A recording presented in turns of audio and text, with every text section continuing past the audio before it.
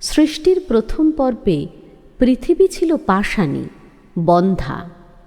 জীবের প্রতি তার করুণার কোনো লক্ষণ সেদিন প্রকাশ পায়নি। চারিদিকে অগ্নি উদ্গীরণ চলেছিল। পৃথিবী ছিল ভূমিকম্পে বিচলিত। এমন সময় কোন সুযোগে বনলক্ষ্মী তাঁর দূতিগুলিকে প্রেরণ করলেন পৃথিবীর এই অঙ্গনে। চারিদিকে তাঁর তৃণশস্পের অঞ্চল বিস্তীর্ণ হল। নগ্ন পৃথিবীর লজ্জা রক্ষা হল।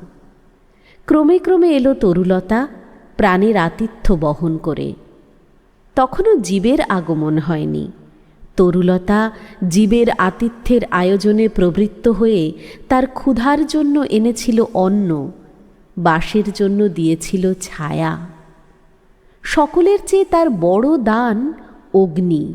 সূর্য তেজ থেকে অরণ্য অগ্নিকে বহন করেছে, তাকে দান করেছে মানুষের ব্যবহারে। আজও সভ্যতা অগ্নিকে নিয়েই অগ্রসর হয়ে চলেছে। মানুষ অমিতাচারী। যতদিন সে অরণ্যচর ছিল ততদিন অরণ্যের সঙ্গে পরিপূর্ণ ছিল তার আদান প্রদান। ক্রমে সে যখন নগরবাসী হল তখন অরণ্যের প্রতি মমত্ববোধ সে হারাল। যে তার প্রথম সুহৃদ, দেবতার আতিথ্য যে তাকে প্রথম বহন করে এনে দিয়েছিল, সেই তরুলতাকে নির্মমভাবে নির্বিচারে আক্রমণ করলে ইট কাঠের বাসস্থান তৈরি করবার জন্য। আশীর্বাদ নিয়ে এসেছিলেন যে শ্যামলা বনলক্ষ্মী, তাঁকে অবজ্ঞা করে মানুষ অভিসম্পাত বিস্তার করলে। মানুষ গৃধ্ণুভাবে প্রকৃতির দানকে গ্রহণ করেছে।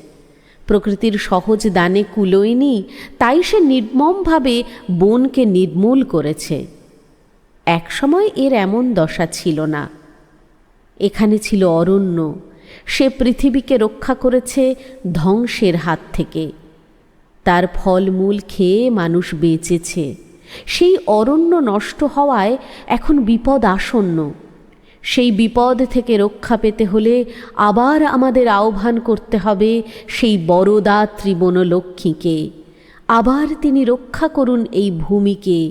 দিন তাঁর ফল, দিন তাঁর ছায়া।